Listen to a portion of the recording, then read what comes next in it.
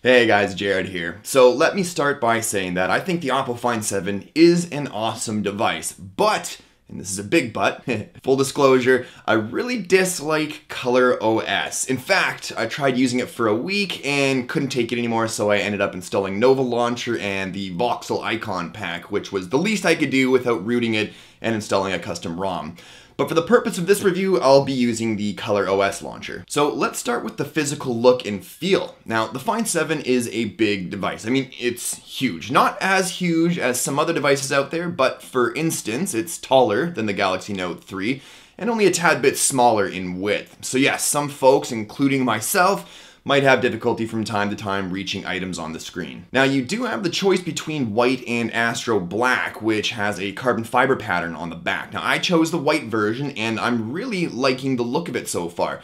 The back plate is really clean looking, and it has this sort of texture to it, which not only makes it feel good, but also adds to the grip. The back also has this sort of curve on the edges, which transitions nicely to the sides of the phone, where you can see the double band of exposed titanium alloy, which is what the frame is built from, and actually also adds to the weight, giving it that sort of expensive feel that we're always looking for in expensive flagship devices. The power button on the left and volume rocker on the right are both metal also, and the USB port on this phone is so incredibly smooth to use. I mean, I know it's something so small, but it does play a big part over time, minimizing the frustration we all get when trying to plug in our devices to charge or even transfer data. On the front, we've got a really sharp looking notification light, which Oppo's calling the Skyline notification, which is a blue light at the bottom of the screen that sort of grows outwards. Now, it's not too bright or distracting, and I think it looks really cool. Okay, so let's move into the software now. So the Find 7 has a ton of tricks up its sleeve. Now, while some might compare the Find 7's fancy features to Samsung's Harry Potter features, as I like to call them, I'd agree with them, but only to an extent, because while some of these features might not be too practical, most of them actually are. For instance, one of the features is called black screen gestures. So with the display off and the phone locked, I can draw a circle to access the camera, or draw a V to turn on the flashlight, or even control the music player. And you're not limited by what Oppo's set as defaults. You can create your own. And for those of you asking, well, wouldn't that drain the battery if it's always waiting for touch input? And my answer to that is, not from what I could tell. I mean, I spent a day with the feature on and a day with it off, and I really didn't notice any difference. There's also custom gestures where you'll pull down one of the corners of the status bar and a gesture pane appears so that you can draw gestures on there too. Now, I personally have this turned off because I found that it got in the way more often than not when trying to access my notifications or quick toggles. So let's talk about the launcher. Now, long pressing an empty space on the home screen allows you to edit all the usual stuff like adding or removing home screens, widgets, and changing wallpapers, but there's also themes, effects, and exclusive space. So themes ties into the themes app found in the app drawer, and I downloaded and tested a few out, but I just didn't like most of them, and they only ever partially theme the UI. Effects is just the home screen scroll effect, and exclusive space gives you two options that take up entire home screens. Photo space adds a camera widget for taking pictures from within the widget itself, and then below that there's a sort of storyline of photos you've taken.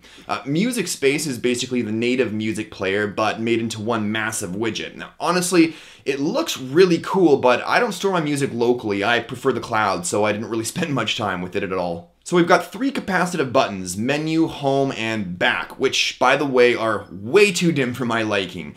But when you long press the home button, it brings up the recent tasks screen, and while it still uses the same old boring list view style, we have the addition of a line graph at the bottom telling us how much RAM we're using and how much is free. There's also a little lock icon next to each item, and when tapped, it locks that item down, preventing it from being closed due to memory constraints or from clearing everything out by tapping the dust broom icon at the bottom. Now, I really like the notification tray. To me, it's really clean looking and functional with the brightness slider and the additional hidden quick toggles to keep things nice and clean looking. And at the bottom, you can see how much data you've used out of how much data allowance you've given yourself in the data monitor settings. So the Find 7's setting options are quite vast. So let's take a look at a few that I think are cool. So in security, aside from the lock screen security options, you've got guest mode for when friends or family want to check out your sweet new pocket whip. the ever-popular Do Not Disturb mode, and Notification Center for picking and choosing which apps are allowed to display notifications in the status bar. Gesture and motion includes a lot of what I talked about earlier in the video, and there's also camera motion, which when you pinch multiple fingers together on the display, it launches the camera app.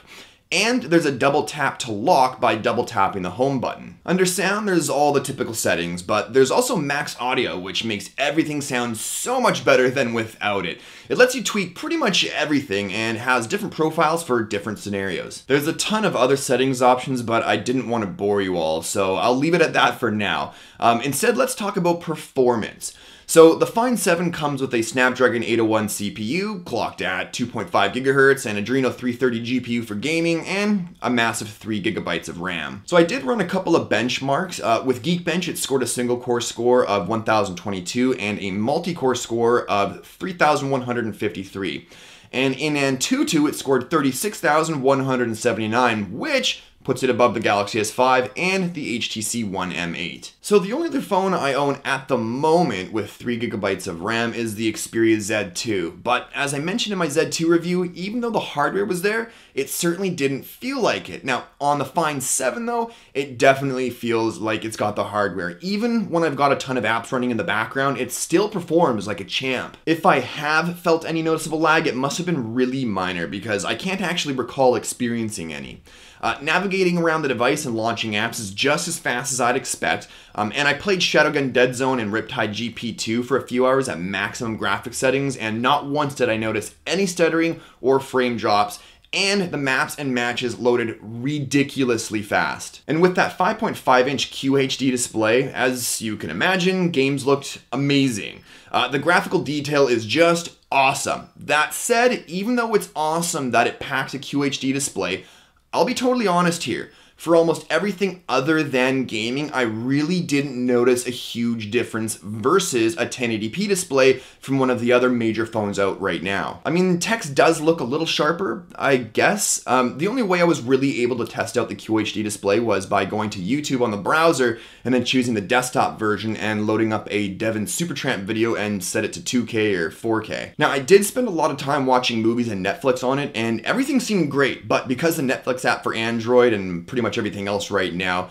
has yet to support UHD, I was stuck with their high quality mode, but which again still looked great. I'm super happy that display technology is always moving forward, but we almost always seem to be stuck in this sort of catch-up game with 2K or even 4K viewable content.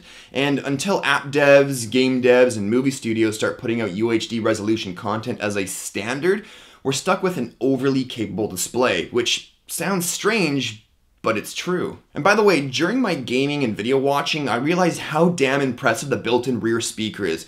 Seriously, I was really impressed with it. I mean, it's still no HTC One M8, but I'll be damned if it isn't the next best thing. It's that good. And another side note on the display, lots of people have been complaining that their Find 7 displays have a yellowish tint to them. Now, while I agree that sucks, I haven't experienced that at all on my device. So that actually brings me to the battery life of this beast. Now, it comes with a 3000 mAh removable battery. That said, I know a lot of people have been wondering if the QHD display would drain it like a mofo. Well, I can personally tell you that it doesn't drain it to the point where you need to charge it after like an hour or so of solid use. But man, it certainly drains it quicker than I've ever seen on any other phone I've used. Now, out of the box, with all the Chinese crapware apps installed and active, in standby you'll go through about 10% an hour, give or take.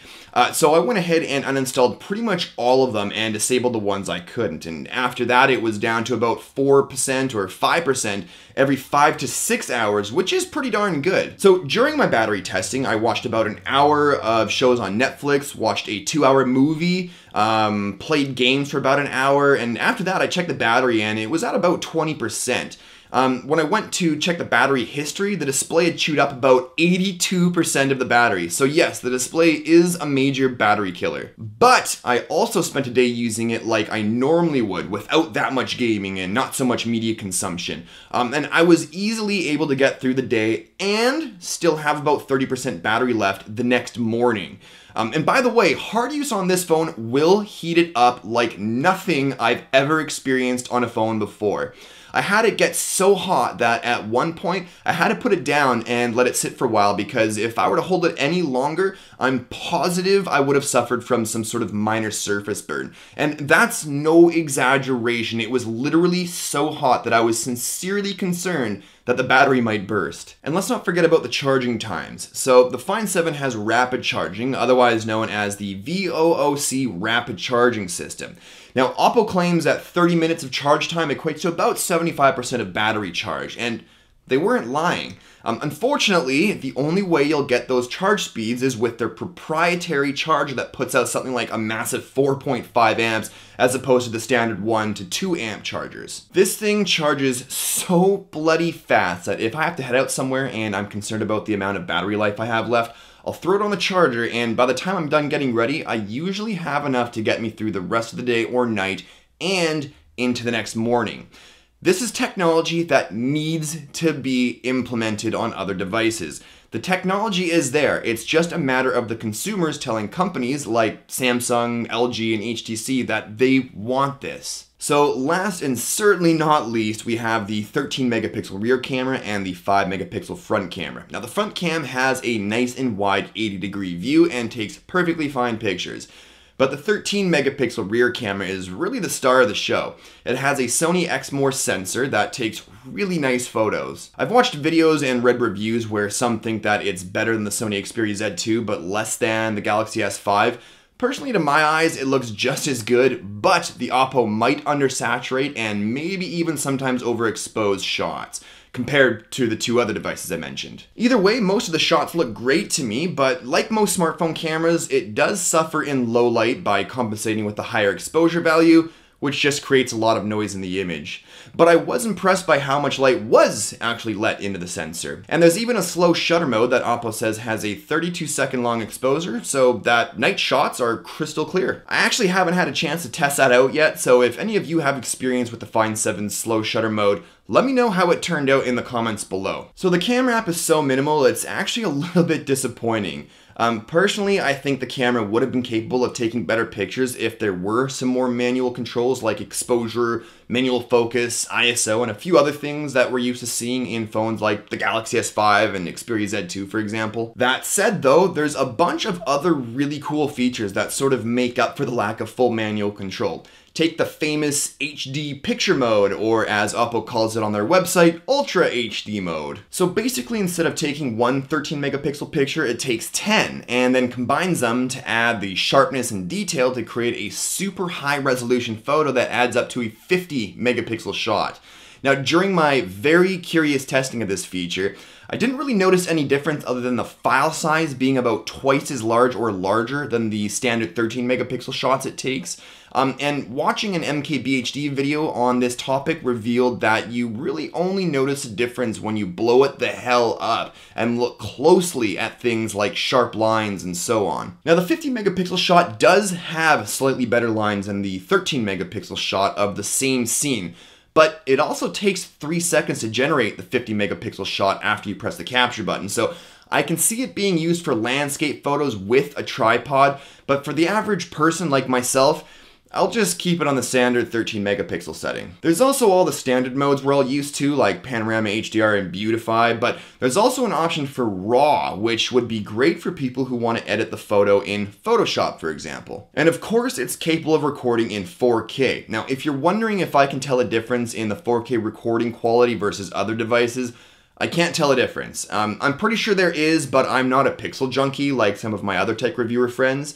So either way, I thought it looked great. I do have one complaint about the overall audio quality in the videos though. The audio is terrible, at least to my ears. To me, it sounds really flat, especially when you compare it to what the LG G2 or G3 or even the Galaxy S5 is capable of. But anyways, there's a lot of nifty little features in the camera app, and I really enjoy using it, even though it lacks some of the manual controls we've seen in other devices. So, is the Oppo Find 7 worth your money? Well, let's put it this way.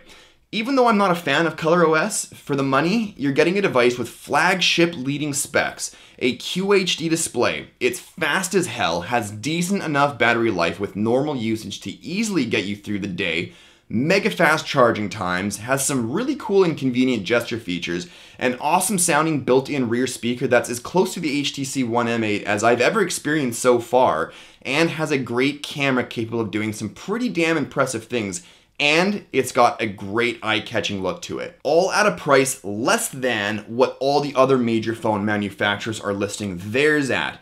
And you seem to get a little more for the money. In fact, I wouldn't hesitate to recommend this phone to almost anyone who at least knows how to install a third-party launcher and icon pack from the Play Store, which I'm sure most people do. That said, the Oppo Find 7 is an amazingly capable phone at an awesome price. But that's it for this one, folks. If you like this video at all, do me a favor and hit the like button. And while you're at it, if you haven't already, maybe hit the subscribe button too to stay up to date on all of my reviews and Android modding videos. And as always, thanks for watching, and I'll talk to you in the next one. Cheers.